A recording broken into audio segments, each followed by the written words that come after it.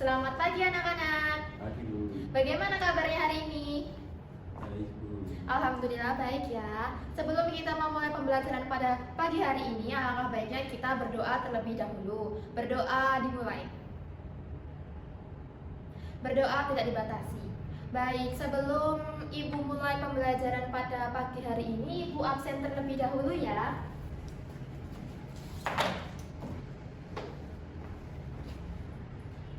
Baik, hari ini kelas ini alhamdulillah masuk semua ya anak-anak. Ibu lihat hari ini kalian belum pada semangat nih. Kita ice breaking terlebih dahulu ya. Ingat kan yel-yel kelas kita pada setiap pagi? Ingat, Bu. Baik, jika Ibu bilang semangat pagi, kalian nanti menjawab pagi-pagi, semangat pagi. Begitu ya anak-anak? Baik, Ibu mulai ya. Semangat pagi. Pagi, semangat pagi. Tepuk tangan untuk kita semua. Baik, sekarang Ibu lihat sudah pada semangat ya untuk hari ini. Jadi hari ini kita akan belajar mengenai sulam. Untuk tujuan pembelajaran kita hari ini ada 4. Yang pertama yaitu mengetahui pengertian sulam. Yang kedua, menjelaskan atau menyebutkan ada berapa jenis macam sulam. Yang ketiga, menjelaskan macam-macam contoh tusuk pada sulam. Dan yang terakhir adalah menyebutkan alat dan bahan yang dibutuhkan untuk membuat kerajinan sulam. Di sini Ibu ingin bertanya terlebih dahulu, di sini adakah yang pernah melihat benang yang dijahit pada kain? Oh, jadi ada yang sudah pernah melihat, ada yang belum. Atau di sini bahkan ada yang sudah pernah menyulam. Wah, sepertinya belum pada pernah ya. Jadi hari ini kita akan belajar mengenai sulam. Jadi, pengertian sulam. Sulam atau bordir adalah hiasan dari benang yang dijahitkan pada kain. Jadi pada zaman dahulu orang itu menghias kain itu bisa menggunakan sulam. Jadi caranya itu benang dimasukkan ke dalam jarum, kemudian dijahit atau dihias di atas kain. Kemudian untuk semakin berkembangnya zaman, untuk saat ini sudah berkembang teknologi yang bernama dengan bordir atau menggunakan mesin bordir. Jadi itu lebih menghemat waktu, namun untuk hasil tusukannya tidak sebanyak sulaman tangan. Masuk ke materi yang selanjutnya yaitu ada jenis sulam. Jadi jenis sulam itu ada 2. Yang pertama apa anak-anak? Ya betul, yang pertama adalah sulam tangan, yaitu sulaman yang dikerjakan menggunakan tangan atau secara manual menggunakan jarum, benang, dan juga tangan. Seperti ini ya gambarnya. Kemudian untuk jenis sulam yang kedua yaitu ada sulam mesin atau yang disebut dengan bordir, yaitu proses pembuatan sulam yang dikerjakan dengan mesin. Untuk sulaman tangan ini, untuk jenis tusukannya itu lebih bervariasi, lebih banyak, namun hasilnya lama. Kemudian untuk sulaman mesin itu hanya beberapa jenis tusukan saja, namun hasil pengerjaannya lebih cepat dan juga kemungkinan bisa lebih rapi.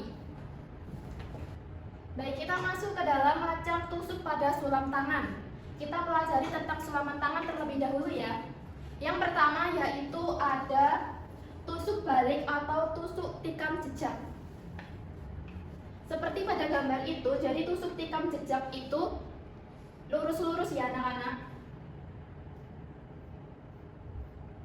Nanti pada sulaman di kain itu akan menghasilkan garis lurus. Biasanya ini bisa untuk garis tepi suatu objek pada kain. Kemudian yang kedua itu ada tusuk batang. Biasanya jenis tusuk batang ini digunakan untuk membuat batang pohon dalam suatu kain. Untuk macam tusuk yang ketiga yaitu ada tusuk rumani. Biasanya tusuk rumani ini panjang-panjang dan memenuhi objek. Biasanya tusuk rumani ini digunakan untuk membuat objek daun. Misalnya, kita akan membuat objek daun. Kemudian untuk membuat tusuk rumani, itu nanti pada intinya ada garis tengah. Kemudian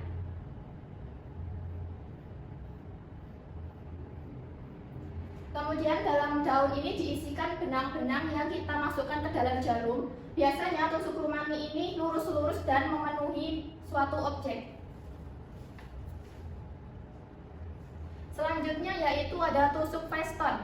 Tusuk feston ini biasanya digunakan untuk membuat atau menghiasi pinggiran kain dan juga bisa juga membuat motif lingkaran seperti gambar di sebelah kiri.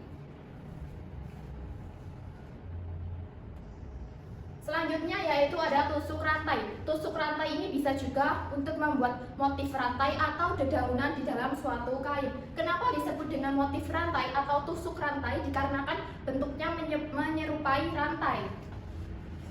Jadi cara membuatnya nanti begini, kemudian benang masuk dan keluar lewat sini.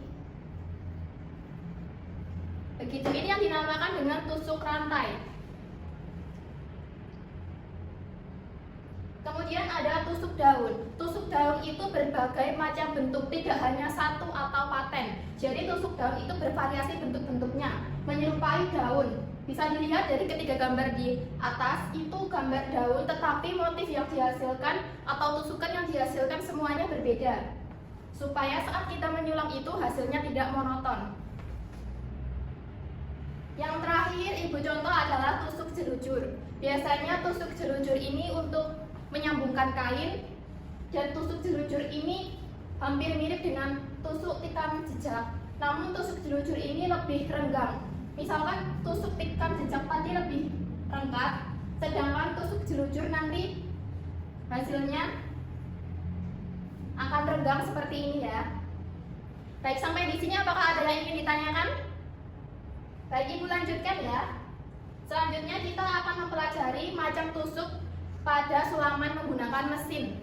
Jadi dengan menggunakan mesin, tusuk yang dihasilkan itu tidak terlalu bervariasi, hanya sedikit. Yang pertama yaitu ada tusuk lurus. Bisa dilihat dari contoh tusuk lurus untuk membentuk motif untuk isian. Misalnya kita membuat bunga, untuk menggunakan mesin bordir, kita bisa menghasilkan tusuk lurus untuk mengisi suatu objek di kain. Kemudian yaitu ada zigzag. Yang pertama itu ada zigzag membentuk daun, yang kedua ada tusuk zigzag. Bisa dilihat ya contohnya. Yang terakhir yaitu contoh tusuk zigzag untuk membuat motif bentuk bunga dan daun. Jadi kelebihan dari motif dengan menggunakan mesin bordir itu hasilnya akan lebih rapi dan juga lebih cepat. Bisa dilihat mungkin jika menggunakan tangan atau manual belum tentu bisa membuat serapi ini. Selanjutnya kita akan belajar atau mengenali alat dan bahan yang diperlukan untuk membuat kerajinan sulam. Yang pertama tentu saja kita harus menggunakan jarum sulam. Ini jika menggunakan sulam menggunakan tangan ya. Ibu membawakan contoh dari jarum sulam atau biasa disebut dengan jarum kristik seperti ini. Bentuknya lebih besar daripada jarum jahit biasanya. Kemudian bahan yang kedua yaitu ada kain. Kain yang digunakan bisa bervariasi. Jika kalian masih proses untuk belajar, lebih mudah itu membeli kain yang memiliki pori-pori lebih lebar. Jadi untuk memasukkan benangnya itu lebih mudah.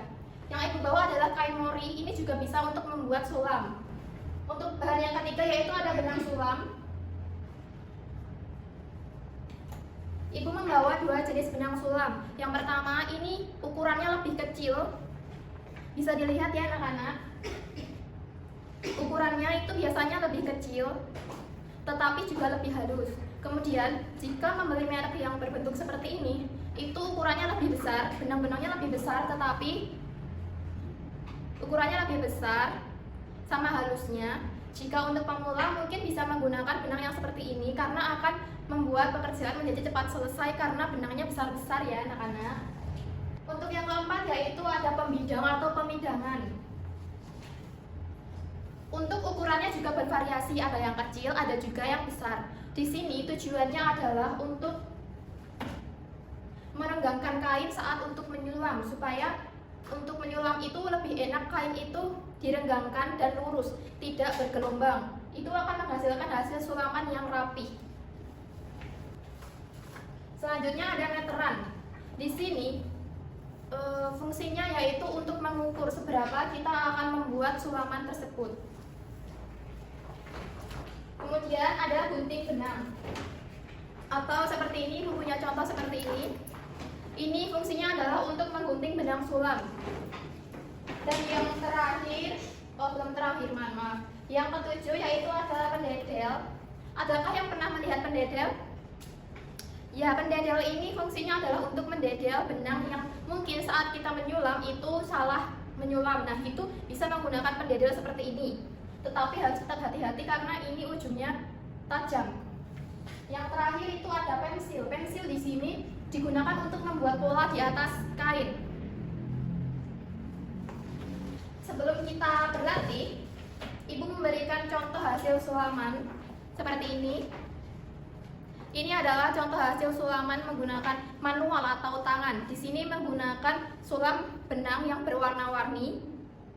Dan untuk membuat kerajinan sulam ini kita harus telaten dan juga teliti supaya tidak salah.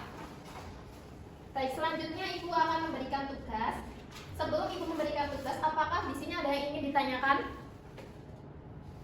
Baik, untuk mengukur kemampuan kalian pada hari ini, Ibu akan memberikan tugas kepada kalian. Di sini buatlah kelompok yang beranggotakan 3-4 orang. Kemudian bacalah perintah dalam LKPD ini. Di sini nomor 1 dan 2 ini nanti ada soal uraian singkat. Kalian bisa menjelaskan secara singkat saja. Kemudian yang bawah nanti sebelah kanan ada gambar macam-macam tusuk pada sulaman tangan.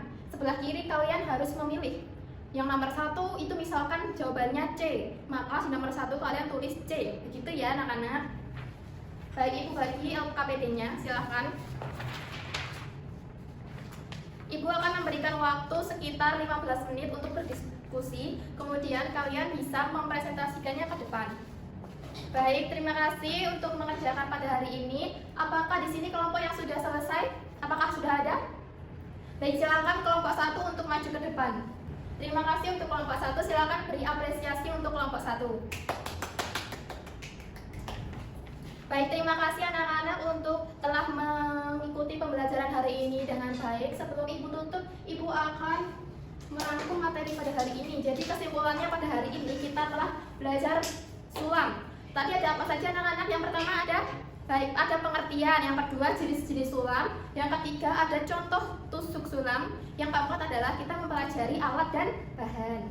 Baik, untuk tugas minggu depan atau pertemuan selanjutnya kita akan belajar tentang membuat atau praktek membuat tusuk sulam secara sederhana. Jadi Ibu tugaskan kalian untuk membawa benang sulam dan juga jarum dan kain. Nanti ketua kelas wajib mengkoordinasi teman-temannya. Baik, jika tidak ada yang ingin ditanyakan, Ibu tutup untuk pembelajaran pada hari ini. Terima kasih telah mengikuti pembelajaran pada hari ini dengan baik. Jangan lupa untuk menyelesaikan atau membeli peralatan yang dibutuhkan. Sebelum kita tutup, kita berdoa terlebih dahulu. Berdoa dimulai. Berdoa tidak dibatasi. Terima kasih anak-anak. Wassalamualaikum warahmatullahi wabarakatuh.